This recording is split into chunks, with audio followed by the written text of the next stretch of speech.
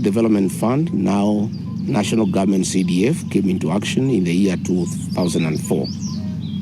Hitherto, several funds have been channeled to our counties and constituencies since then to develop our villages, towns, and where we all come from. This was meant to bridge development gaps and create equity.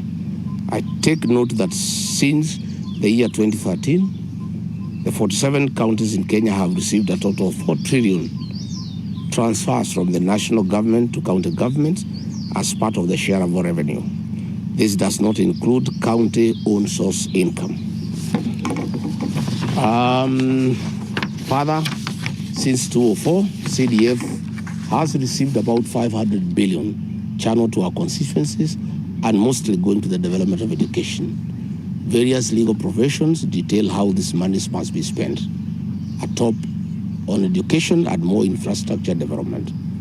When I raised the issue of unfairness in the criteria used to admit children in our 106 national schools countrywide, I have received overwhelming information and support countrywide. I have received overwhelming information and support from Kenyans across. Since revenue is shared equitably, why would some regions in Kenya have national schools that exist by name? They just a shell by themselves. Why would a certain member of parliament or governor or a community invest in the education sector and others don't? The issues I raised, and I want to be very clear, is that all children in Kenya area must go to schools where those schools are domiciled. No. What I'm saying is, where the schools are domiciled, children from that area who qualify to go to those schools must be given an opportunity. I have examples. Parents have called me from Nyanza, Gacahagua, Kamusinga High School, Mukumu Girls, Machako School, Mulango Girls in Kitui, St. Charles Wanga, Thika High School, where children from those areas who had applied to be considered to be admitted in those areas, in those schools, and attained the requisite marks were denied an opportunity. For example, there is a child from the Goto area who got 71 out of 72 marks. Alliance High School is just a few meters from the Goto. That child had asked to be placed in Alliance High School, and the cluster was right. That child was denied an opportunity. Yet, some children from other areas with as low as 50 marks have been admitted to those institutions. That is what we are saying is unfair. It cannot be, you know. This placement must be based on merit for all the children of Kenya. And I am saying it's unfair to deny a child an opportunity to go to a school of his or her choice with very high marks and give that opportunity to another child with very low marks. That I'm saying is unfair, it's uncalled for. Let me also say this, because it's important. Let leaders from northern Kenya not lecture us about affirmative action. Devolution has been in place since 2013. And leaders from those regions deliberately have refused to develop institutions. Yet they want their children to enjoy the facilities of institutions that have been put by other leaders in other counties. Since 2013, Wajir County has received 99.6 billion Kenya shillings. Marsabit County has received 76.83 billion. Garissa County has received 81.7 billion shillings. Mandera County has received 119 Kenya billion shillings. They have the opportunity to develop institutions of the highest standards possible in Kenya. Not just for the children of those areas, but for the children of Kenya. I traveled as deputy president to those areas, and I don't see any institutions, despite the massive funding that taxpayers have channeled to those counties. Yet in counties that have received less money, in Western Kenya, in Rift Valley, here in the mountain, when you go around, you see beautiful institutions. I want to say that we need to have a national conversation about zoning of placement. This was okay then because some areas were marginalized. But these areas have received massive funding from the Equalization Fund. They have received massive funds from the National Kitty. CDF funds are shared equally among the 290 constituencies. Yet when you go to these areas where the leaders are making a lot of noise, there is nothing on the ground. In fact, when I was deputy president, I was shocked that these leaders from Northern Kenya don't live there and they don't work there. Anytime I had a trip to Garissa, to Mandera, to Wajir, the leaders of those regions would demand that I make space available for them on my aircraft. I would go with them and come back with them. And I never saw any institutions there, despite the fact that billions of shillings have been given to those areas. So we are saying we need a national conversation to ask. Devolution was supposed to bring equity. Equitable allocation of CDF funds was meant to bring equity. 13 years down the line, is there really any county that requires affirmative action anymore? We need to have that conversation. For how long are we going to have affirmative action? Because devolution was meant to address the inequality and the marginalization of certain regions. So in conclusion, I want to say that we are demanding that all children of Kenya be admitted to the best schools on merit. And I'm not saying children from this area or any other area who are not qualified or who have not met the minimum points that are required should be admitted to these great institutions. I am saying, and parents have asked me to say so, that all children of Kenya should be given an opportunity on merit. Finally, I want to say that we used to have a very good system of placement of our kids into secondary schools. Principals would gather at the Kenya Science Teachers College, and they are given all the pupils who apply to go to those institutions. Then a committee would agree on the cutoff point, and the principals would make the choices and place the children accordingly. This is no longer the case. The placement of our children has been centralized at Jogoo House, which has brought in corruption, because the bureaucrats sitting at Jogoo House have no capacity to know how to place kids.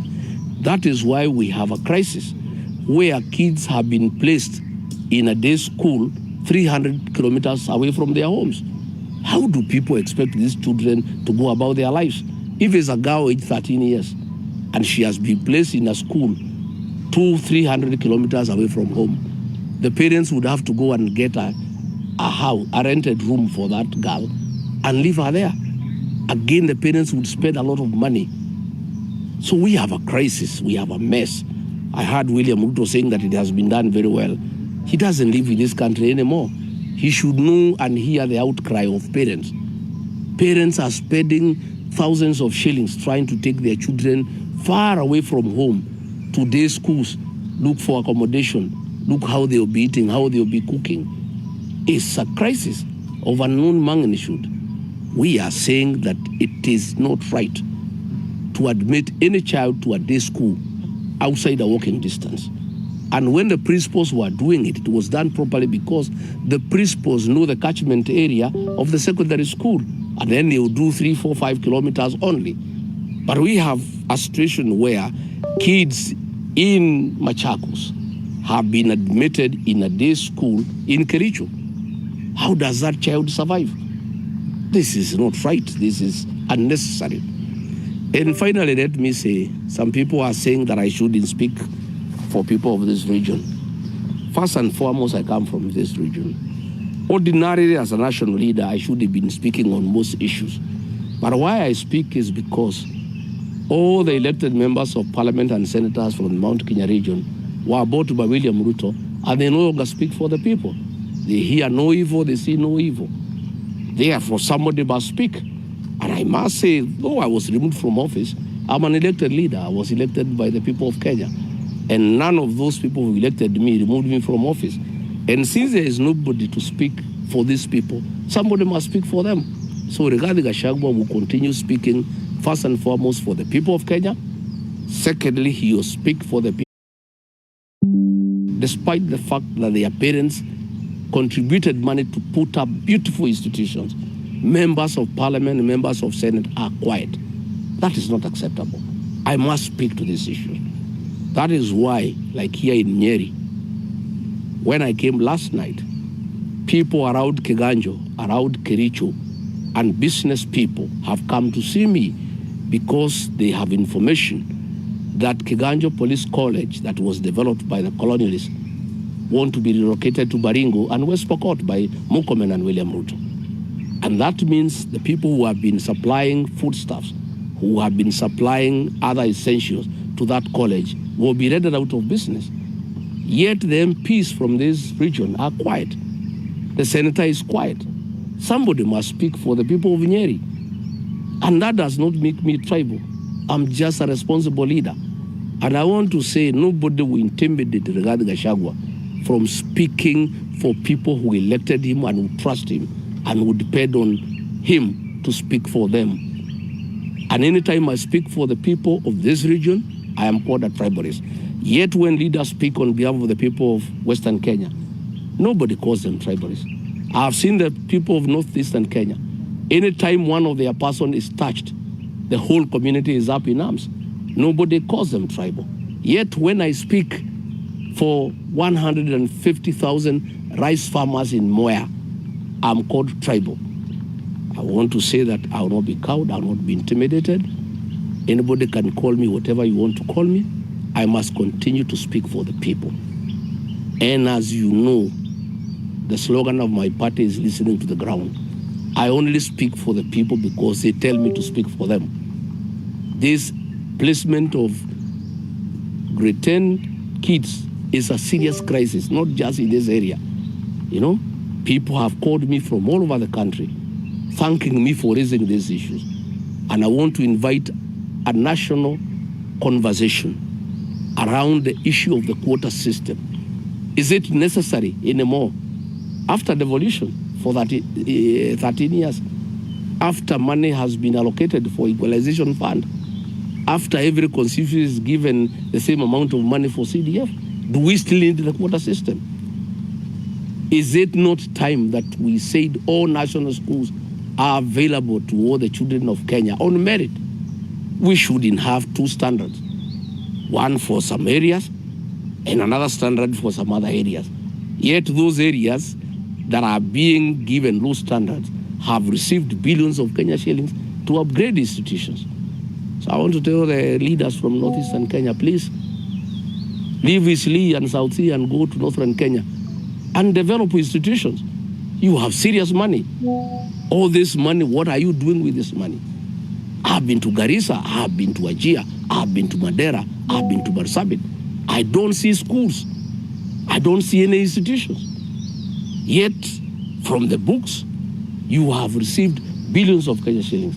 If the people of Wajir, the county government, decided out of the 99 billion they have received, put aside only 9 billion, at 3 billion per school, they would put up 3 great institutions in Wajir of the highest standard possible. Yet they have received 99 billion, there is nothing to show for it. So let the leaders from that area not cry about being profiled. They are not working. They have not spent their resources prudently. They should use the money that have been allocated to them to put up institutions like the rest of the country.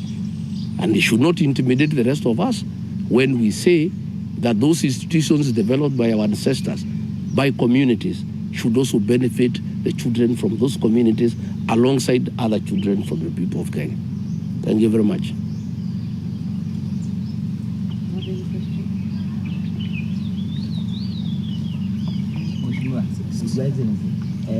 Urarira mushimani yagita ku mugwi wanyu urori nda urarira mushimani wiko na nituronire akirikeni wanyu itambuko biroga cyadika kugira urarire ira akirikeni na matiari na mashekena ala mbija mashekena na ukiwa takudodo mara kule makuliti cyadi madama. Well, you know ushonoka na kuigua uru ati atongoria itu ara twathurire marahuthirwo ni William Ruto kuhura andu ao makaheo mbeca ni William Ruto macarie nyanake iria itari wira macihuthire uru macihe mbeca moe mite ya macembe na mabanga makorage aciari ao makahure andu ao. Ucio ni urimu na ni uhoro utari mwega, no ni ngwenda gucokeria andu a Nyeri town ngatho tondu maraugire matikwenda urimu na matigwitikiria maundu ta macio, na andu a Nyeri town ni o mene marabanga marahura mikoreo na maramaingata Nyeri, noguo niguo gukwenda guikare na njiri atongoria acio mathurirwo marutire andu wira, matiathurirwo marehe bara kuria mathuritwo, matiathurirwo macaragie nyanake gucihe mbeca kuhura andu aria angi, matiathurirwo magurire nyanake miti ya macembe ya kuhura andu aria angi. Handu aku magurira miti ya macembe ni mamateithiririe manjiririe mawira na ndeto icio ti njega. No hara tugikinyite ri andu nao ni magituite matua, andu marauga matikwenderio guoya na gutiri hindi magetikira andu moke mahure andu. Na njokeria andu a biacara ngatho na ndikimere ni pole tondu biacara ciao ni iracagagirio, no ndimere ni mararugamire wega, maranyitana andu a Nyeri town, andu ega, andu agima maragitira indo ciao, maragitira mucemanio na marauga matikwenda bara thiini wa Nyeri na mitugo ti mitugo miega, na no ngwenda kwira atongoria acio maririkane mathurirwo ni andu na matiathurirwo ni andu mamahurage kana mabangage bara, mathurirwo ni andu mamaragiririe. Tariu handu amaririe guku kiganjo turenda gutunyo borithi ni William Ruto na Mukomen yume guku ithie kundu kungi. Neno ni college yakirwo ni muthungu ne turaga hindi ya Kenyatta, hindi ya Moi, hindi ya Kibaki, hindi ya Uhuru. Handu amaririe maundu ta macio marathie gucaria nyanake macihe miti ya macembe na mabanga moke mahure andu ao, aciari ao, aria nyina ni ndeto cia giconoko na ni ndeto itagirire. So please talk to us about the school placement now in Todo kule Marinayo. Ndenda kuga ndeto ici cia cukuru ndiraririe, ndeto ici ni ikwenda ciariririo tondu twina macukuru makirwo ni aciari aitu, macukuru migunda yaheanirwo ni mihiriga, macukuru mega, no ciana citu itiretĩkĩrio guthomera kuu ono korwo nicio ciina marks iria ciagĩrĩire muno, no ciana ingĩ ciina marks ciĩthĩ muno igoka ikoya nafasi icio ciothe, ciana citu igatumwo cukuru cia ndĩ, igatumwo cukuru itarĩ na maundu maria magĩrĩire na cukuru itathondeketwo wega. Maundu macio matiagĩrĩire na nitukwenda kuga nitukwenda twanjie kugĩa na mĩario kũrania atirĩrĩ, kai ciana ciothe itaiganaine, kai kuri wandana wa mugongo niki kiratuma mwana wa kundu kungi oyo na marks 50 cukuru njega, cukuru nene, no mwana witu na marks 70 akerura ngithie cukuru yo mwathire cukuru ya ndĩ. Maundu macio ni ngwenda kuga ti maundu mega na ni ngumariria, na niĩ njuge ndikerwo ndigacoke kwarĩria maundu maya ati ndarĩria maundu maya ngerwo ndina ukabira. Niĩ gutire ukabira ndinaguo, ni ndeto cia manjaragia na gutetera andu na ndimatetagira tondu andu aria mathurirwo othe ni mamatiganĩirie, ni magurirwo ni William Ruto nda ciao magitiganĩria andu ao, gutire mundu maragĩrĩria. Koguo no nginya ndimarĩrie tondu nani ni mathurire, ona okorwo ni ndarutirwo obici ni guthuru ndathurirwo na andu acio mathurire ni tio majutire obici, no nginya thie na mbere na kumarĩrĩria. Na ndeto ici cia githomo ni tuguciarĩrĩria cukuru iria ciakirwo ni andu aitu, ona ciana citu ona cio iheo nafasi ya guthoma cukuru icio, itige gutumwo cukuru cia kuraihu cia ndĩ, aciari magathinika makahuthira mbeca nyingi muno, na cukuru iria makiri aciari ni maramiona haria makona ciana ingĩ igĩuka itarĩ na marks cia iguru magĩtonya cukuru icio na cio ciana citu no kwirorera irerorera igatwarwo kundu kuraihu. Ndeto icio itiagĩrĩire na ndi ndeto tũgũkorwo tũgĩciarĩrĩria na nĩ tũgũciarĩrĩria na njĩra nene muno.